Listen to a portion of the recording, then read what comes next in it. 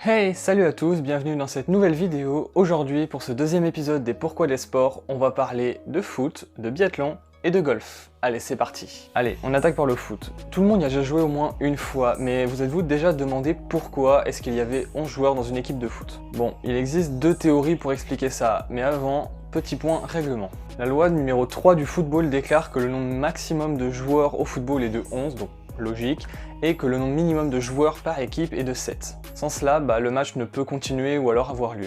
Bon, pour la petite anecdote, au Brésil en 2018, un match a été interrompu après 10 cartons rouges et l'une des deux équipes n'avait plus assez de joueurs sur le terrain. Donc si ça vous intéresse, je vous mets un lien dans la description pour un peu plus de détails. Du coup, la première explication serait une sorte de légende d'origine britannique. L'histoire voudrait qu'à l'époque, les matchs opposaient justement les chambrées dans les écoles composées de 10 élèves et d'un surveillant qui faisait office de gardien. D'où le nombre de 11 joueurs par équipe et petit à petit ça se serait répandu pour être la norme aujourd'hui. Mais rien ne prouve que cette théorie soit vraie. C'est pour ça qu'une seconde explication un peu plus scientifique a vu le jour. Tout est une question d'occupation du terrain. Le nombre de joueurs a été défini de manière à avoir un jeu rythmé, sans pour autant que les joueurs soient trop éloignés les uns des autres, ni qu'ils soient trop proches pour se marcher dessus. Et tout cela a été calculé par rapport à la taille du terrain pour finalement déboucher sur 10 joueurs sur le terrain par équipe, plus un gardien. Et cette méthode aurait également été utilisée pour d'autres sports d'équipe, même si chacun d'entre eux aura sa petite légende. Bon, on va maintenant enchaîner avec le biathlon et s'intéresser un petit peu plus à l'origine de ce sport qui, on peut dire, est assez spécial quand on y repense.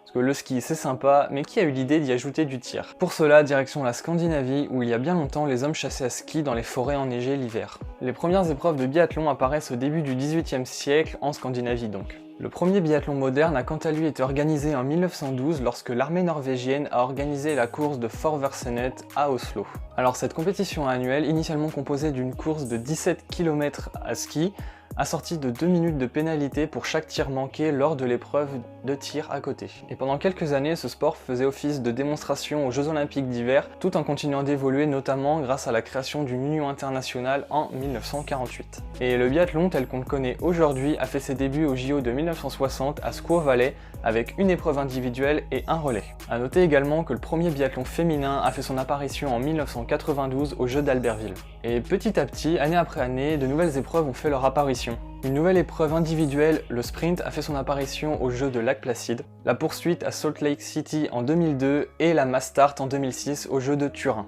Pour vous résumer les épreuves, lors du sprint, les athlètes effectuent 3 tours entrecoupés de 2 tirs, un couché et un debout, alors que l'épreuve classique comporte 2 tirs couchés et 2 tirs debout.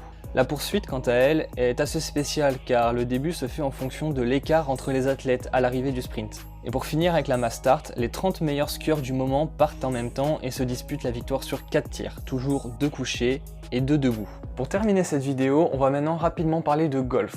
Pourquoi est-ce qu'il y a 9 et surtout pourquoi 18 trous sur un parcours de golf? Le golf a une origine écossaise et au XVIIIe siècle, l'un des parcours les plus anciens possédait 12 trous. Et les joueurs faisaient l'aller-retour sur le parcours et pour démarrer, à l'aller comme au retour, les joueurs se plaçaient au premier trou pour viser directement le deuxième. Le parcours s'effectuait donc sur 11 trous, soit 22 au total avec l'aller-retour. Au bout de quelques années, les joueurs ont commencé à se plaindre et dire que les premiers trous étaient trop rapprochés. C'est pour ça qu'ils ont finalement décidé par en supprimer 2 pour porter leur nombre à 9, donc 18 sur le total du parcours. Au fur et à mesure, ce modèle s'est exporté et est devenu une norme dans le monde entier depuis la fin du 19e siècle. En ce qui concerne le mini-golf, même règle.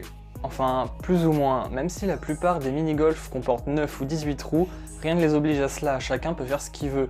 Mais la majorité ont 9 ou 18 trous pour correspondre au golf classique.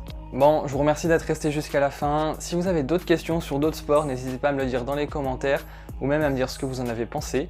Sur ce, moi je vous dis à bientôt pour une prochaine vidéo. Ciao!